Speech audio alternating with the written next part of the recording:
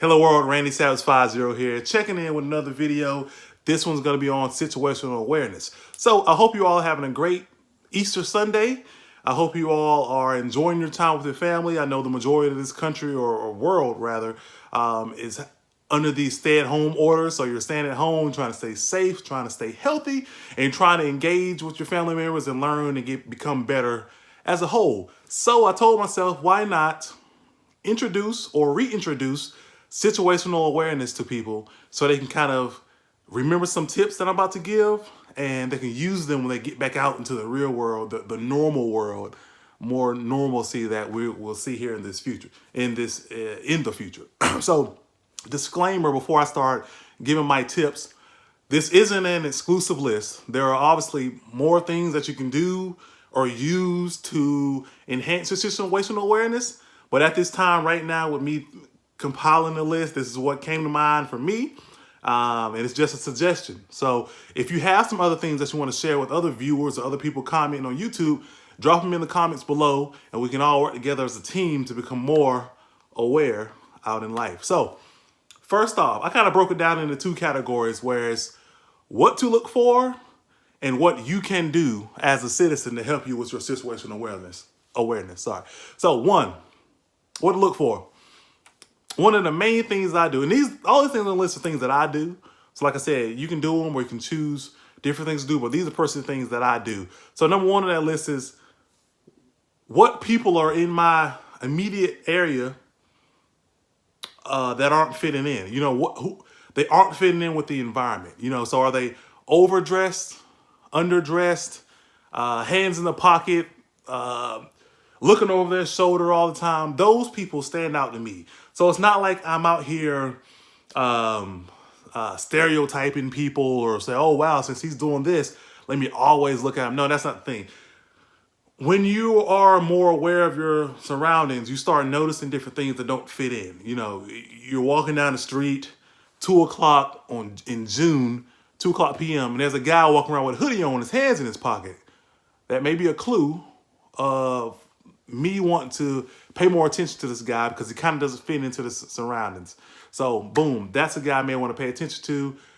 He maybe just, you never know why he has a hood on. Maybe he's cold. Who knows?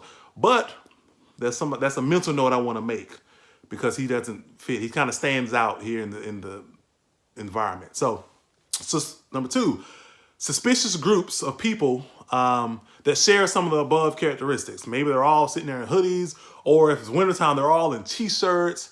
They're looking over their shoulders, hands in their pockets, look like they're kind of up to something. That's what I'm going to pay attention to too. That's another clue. What are they doing here? Why are they here? What's going on? Cars that are parked at your location. When you pull up to a store, pay attention to what's around. Is there a vehicle that's piquing your interest that's parked near you? Are there people sitting in vehicles just sitting there? We're in front of Walmart, but people are sitting there in a car in the parking lot. That may be a clue. What is going on? Obviously, you're not going to approach them. Hey, guys, what are you doing here? No, but you want to make another mental note. This guy was parked here. He's just hanging out. Let me be aware of my surroundings while I'm, handling my business here. Take a mental note of what cars you see in the parking lot while you're getting out your car or while you're pulling in. So when you're walking out, you can kind of gauge the threat level if you think there's a threat that could arise within one of those vehicles. When you're leaving, have that mental note that you just processed when you parked.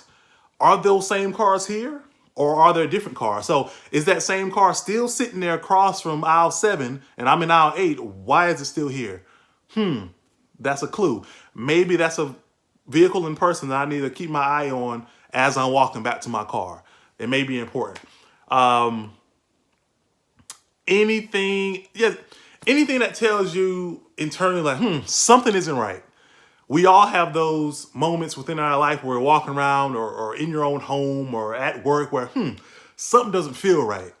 If it walks like a duck, tucks like a duck, it might be a duck. I think that's how the saying goes. Something like that. But if it doesn't feel right, it may not be right. We all have that gut instinct, and that's where you need to come up with a better plan of action. Leave the area, be prepared to fight, or whatever. So if something isn't right, we need to act upon that.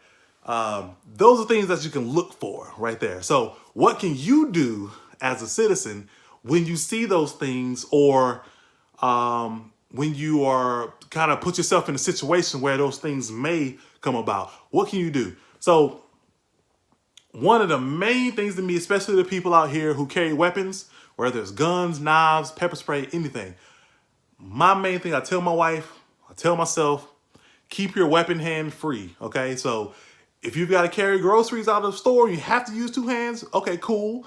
But remember, your primary hand is the one that you're going to need. If you got to carry your baby, because I carry my baby all the time. Well, he's an 18-month-old now. He's getting old, a little toddler, I guess you can say.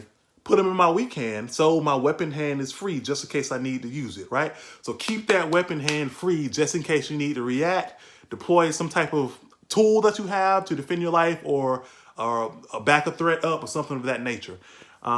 Carry protection with you. And this is in terms of this situational awareness, so easy right there.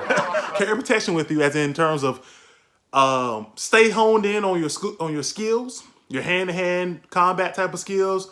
That's a protection that you have on you because it's within you. Hand-to-hand combat, perfect. Knife, pepper spray, firearm, anything like that. Make sure you have that type of protection if you deem it necessary for you in your normal life. Now, disclaimer to that. It is fine to have protection, but a protection is kind of useless if you don't know how to use it. So make sure you are trained with whatever item that you are trying to carry, whatever item you're trying to protect your life or anybody around you's life. Make sure you're trained on it. Please be proficient and efficient with whatever weapon that you have, whether it's these or any kind of firearm or any kind of stabby stab. Be proficient with it. Train up on what you're carrying. Always keep your head on a swivel and aware of your surroundings. There'll be many times where you're walking around. I've seen it all the time. People just going from A to B, never looking around like this, not even looking left or right crossing the street, let alone for random people, random stragglers in the area. Any kind of threat can arise and people are just oblivious to it. They're in their own little world that could care less what's going on. So make sure your head is on a swivel. I told my wife this morning, a lot of times when things are about to happen to you or around you, there are clues. There are red flags that are popping up every second, but people aren't paying attention to those things. You know, if somebody's walking up to you, pay attention to their stance, pay attention to their hands. If somebody's going to punch you in the face, you're probably going to see them standing in a certain way, see them balling their fist, little things like that you're going to see, you know what I mean? So if you're in tune with your surroundings, you may already see that guy with a ski mask on walking around the corner of that business. And you see that, you're okay, well, we need to leave because I've noticed this, no one else has noticed it yet, or I need to deal with the situation at hand. You know what I'm saying? So pay attention to the surroundings, keep your head on the swivel so you can notice and react to those threats before they happen or while they're happening. If you're trying to interject yourself in a situation that's not directly involving you, if you can catch my drift. So kind of going back on what I said about people walking up to you, if someone's going to fight you, you're going to see a little cue. Pay attention to people's body language and cues. You may be in the store in line and there's a guy who's standing there like this that continues to do this and he's got his hand in his pocket. That may be a clue. Maybe he's a nervous wreck 100% of his life, but maybe something is about to happen. So you want to pay attention to people's cues. If somebody's walking up to your car while you're about to get in your car and he's speed walking, there's nobody else around him, that may be a clue that something may be happening. But you may not be in tune with that if you're not keeping your head on the swivel and trying to identify these things. So watch people's body language. If people are standing a certain way where they're kind of shielding themselves at a certain angle, maybe they have a weapon that they don't want you to know about. Maybe they're about to draw a weapon on you that you don't know about. Those little things can save your life. So pay attention to those things. Big one. And I tell my family members, my mother this many a times. Stay off of that phone, especially when you're walking to a store, walking from a store, getting in your vehicle and sitting on your phone like this. I've seen it many times in Walmart. People just sitting out with their heads down. And my car happened to be parked beside. I'm just sitting there looking at them as I'm opening my door. If I was one of those bad guys, anything could go. You know what I mean? So keep your head up. Stop walking around with that phone, because if I don't want to rob you, I may want to. If I don't want to rob you and take that phone, I may want to make you become my victim to some other crime. So keep that phone in the pocket. You can wait another 2 or 3 minutes till you get in your car down the road and home, because we're not texting and driving, right? So that can wait. Or before you leave the store, go ahead and send that last message to your family member. Hey, I'm on the way home. Make that phone call. Well, I say phone call is good because you're not walking with your head down. You still have your head up and your head on a swivel. But having your phone down, walking and sitting in your car on your phone, big no-no. When you're entering your car, here's another one. Lock your door. I've noticed many people just get in the car, close the door, and just sit there, playing with the radio, going through their receipt, going through their phone, getting on Snapchat and TikTok, not paying attention to anything that's going on around them. When the next second, you can never know that somebody's coming to carjack you, rob you, and you had no idea because of what? It's not like you couldn't see the coming. If you would have looked over here to your driver's side door, windshield, passenger side, you probably would have seen that person coming. Or if you had paid attention while you were walking through to your car, head on a swivel, looking at cars, looking at people, you may have the chance to notice something wasn't right.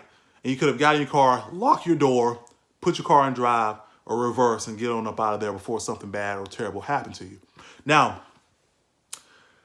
don't hang out your car. I think I already said it. Don't hang out in your car texting, talking on your phone, head down in a parking lot or even driveway. I've seen many of people do that as well. They think they're safe because they've already pulled up at home in their driveway, so they're sitting out doing their thing on their phone. No, go ahead and handle business and get in your house, do what you got to do. Or if you're going to sit there, make sure your head is on a swivel. Make sure you're ready to react to that threat. Same thing in the parking lot at Walmart or whatever. If you're going to sit there on your phone, be ready to handle a threat that may come to you. Don't just sit there as a sitting duck, not having any kind of plan, being caught off guard. Be ready for these type of things. That goes into my next point. Have a plan. Be ready to respond to a threat and execute that plan. So you don't want to be sitting there as a sitting duck, have no idea what you're going to do if a threat was to present itself in front of you. Have a plan. Are you going to leave? Are you going to fight? Will you have to use lethal force? What are you going to do after you use lethal force? All those things need to be thought of, and you plan it out strategically. And literally, you need to go down a list in your mind now, not when it happens, because it's everything you need. Sorry, my sister called me. Sorry. So let me pick back up. When things happen, that's not the plan, not the time to start a plan. You know what I mean? You're going to revert back down to your lowest level of training. If you have nothing, you're already behind the curve. So figure out what you're going to do. Have that plan beforehand. Start that plan now. So if something were to happen, you can react to it then. Next tip, practice drawing your weapon from your car, from a table, seated area, chair, all of those type of situations that fit into your daily life. So a lot of people like to go out to eat. I do as well. So what are you doing when you want to eat? You're sitting at a bar stool table, or you're sitting at the normal table that's a little bit lower. So have you ever considered if you needed to draw your weapon from that seated position? Why not at home, go to your dining room table and practice that? Obviously with a empty weapon that has no ammo in it, or if you're using a knife, whatever, practice it at the table. Practice drawing your weapon, practice scooting your chair back, practice whatever maneuvers you want to use in those moments. So you need to practice that so you can be familiar with it just in case you need to do it. Now, with that, in that vein, if you are to draw your weapon or attempt to draw your weapon in one of these situations, in real life situation, timing is perfect. Just because you see that threat doesn't mean this is your perfect time to draw your weapon. You may have to wait until your time is right, where that person is distracted by pointing his weapons at somebody else, giving instructions to somebody else. You need to find your time, and it's like you got one shot. This is your one shot to get that weapon out, handle business to defend your life. So make sure timing is key during these situations. It's going to be very hectic, but if you're going to draw your gun to save your life, it's up to you to make sure you do it right to save your life, and make sure you have all the legalities in terms of doing it, and make sure you are ready to deal with what you've been presented with now, as well as the consequences, because there may be a lot that comes from it, whether it's prosecution, civilly, criminally, whatever. That's a whole different realm I don't want to speak of right now. This video is going to be way too long, but you can look that stuff up as well. Even look at carry insurance, because that may be important depending on where you are. You may need to use it due to whatever situation or circumstance you're in. But that's another point. I'm not going to get onto that. My next point, let's say practice, simulate yourself in certain locations during different situations. I said that. Sitting position. This is a big one. This is one of the most important things you can do while you're out and about. This is whether you are in the movie theater, while you're sitting at Cheddar's. What's the name of a better place? Arby's. No, P.F. Chang's. That's good. Sitting at a restaurant, business, wherever. Your seating position is important. Don't sit at a spot where your back is to the door. Sit at a spot where you can see the door, where you can probably see, keep your head on a swivel. You can see where the register is. We can see where people come and go. Formulate a plan of your escape. So you need to know where an exit plan is, know where the exits are, and what your exit plan is. So figure out where you're going to leave with your family and tell them, hey, if something were to happen, this is where we're going to go. This is what we're going to do. You never want your back to the door because you want to be able to observe everything. You don't want that element of surprise for you. Somebody comes in, they're a threat. You're late. You're behind the curve. You want to be the person who has a good sitting position where your back is not against the door, where you can see a threat come in, or you can see where a threat approaches from within, where they're sitting amongst you guys, and you're able to respond to it. Where you can see where the register is, so if there's a robbery transpiring, you can see it. So you're able to be, oh wow, I'm the only person in this place right now who sees what's going on. I'm ahead of the game. I can respond whichever way I want to respond. I can run out with my family and leave. I can neutralize this threat. I can do whatever. But at least you are ahead of the game. At least you can respond because you saw it before many other people saw it. So think about how you're seating. Again, don't have your back against the door, or have yourself where you can see the entrance to the business. Have yourself where you can possibly see the register, or at least see a good amount of the people sitting around, so you can kind of observe the people. Look at what I saw earlier about what may not fit in here. What people may be more suspicious than others. Who do I need to pay attention to? What do I need to pay attention to? Those things are key in these type of situations. Those are my main ones. Another one is, let's say a stranger is walking up to you. Hey man, how you doing? What will you do? Will you ignore that stranger, or will you talk to him? Will you engage in conversation with him, or you keep going? Now, pros and cons to each. If I keep on walking and ignore him, maybe now that criminal's looking at me like, oh wow, he's ignoring me, so he's not gonna pay attention. He doesn't know who I am. He's not gonna recognize me. Let me victimize this person. Or if I'm engaged in conversation with this stranger, will that stranger now be like, now I'm pulling him into my trap. Now he's sitting here. Now my other compadres can come help me out in my victimization of this person. So it's like a choosy type of situation you want to do. I just say be mindful of your surroundings. If you want to talk to strangers, cool. If you don't, cool. Just be mindful of your surroundings and how you will respond to a threat if one approaches itself. And one approaches to if one of those situation approaches. So those are my tips of situational awareness. Different things that you can do to enhance your situational awareness, and it's all about practice. Train, plan. Like there's an infinite amount of time that you have to train. You can always train and always get better. You know what I mean? So these situations happen very quickly. You have seconds to react. You should be prepared for them, or you can be prepared for them by taking some of these tips, honing in on those skills, and become better for each other and for yourselves in society. So drop some comments in there if you have some other type of situational awareness tactics or techniques one can use. Let me know some things that I can use or I can do to kind of tweak what I said to help people out. Go ahead and like this, subscribe, comment. I love it. Thank you all for tuning in. Y'all have a beautiful evening. Randy Savage 50 checking out.